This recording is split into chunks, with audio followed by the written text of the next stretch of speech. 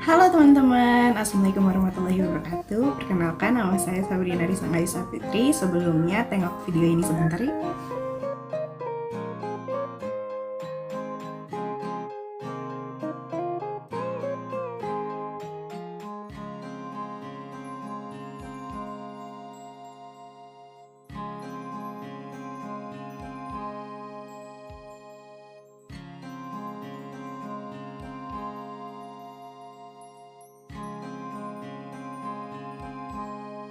Video tadi yang kita saksikan bersama-sama menjelaskan mengenai isu amandemen Undang-Undang Dasar tahun 1945 untuk kelima kalinya yang diusulkan oleh MPR pada tahun 2021 di mana COVID masih berlangsung.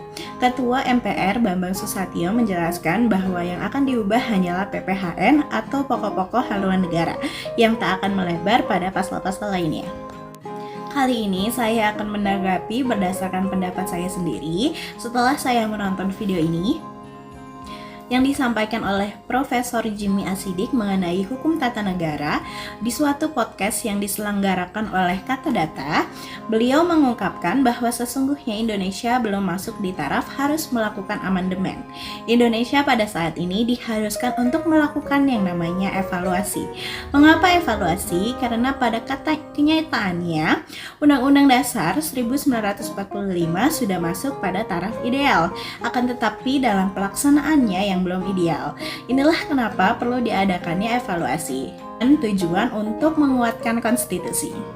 Selain itu, pengusulan amandemen Undang-Undang Dasar 1945 dilakukan di saat COVID-19, di mana bukan waktu yang tepat untuk melakukan amandemen, karena amandemen membutuhkan waktu yang tenang. Mengapa demikian? Karena jika amandemen dilakukan dengan terburu-buru, maka ditakutkan akan terjadinya keracunan atau kecacatan di dalam materi muatan Undang-Undang Dasar 1945.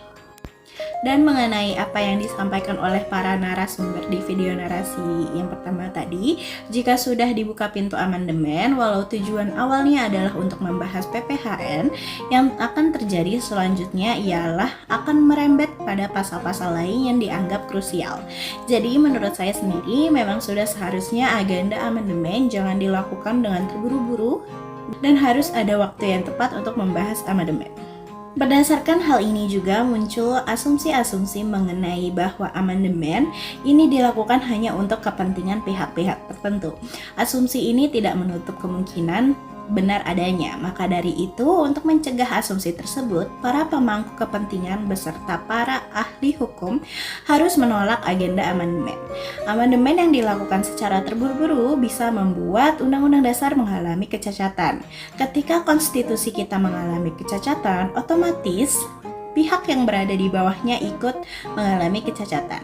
Oleh karenanya, langkah yang diambil oleh para pemangku kepentingan dan para ahli hukum sudah tepat. Memang harus hati-hati jika menyangkut konstitusi. Lantas, kapan waktu yang tepat untuk dilaksanakannya amandemen Undang-Undang Dasar? Yaitu ketika rakyat butuh dilakukannya amandemen. Sebab pemegang kekuasaan tertinggi dalam suatu negara ialah rakyat. Jadi, apapun yang menyangkut negara, pendapat rakyatlah yang paling mutlak kedudukannya. Maka, sesuai dengan yang disampaikan oleh narasumber di narasi, bahwa rakyat saat ini belum butuh untuk melakukan amandemen Undang-Undang Dasar. Karena dalam kenyataannya, Undang-Undang Dasar 1945 masih relevan dalam membina kehidupan rakyat.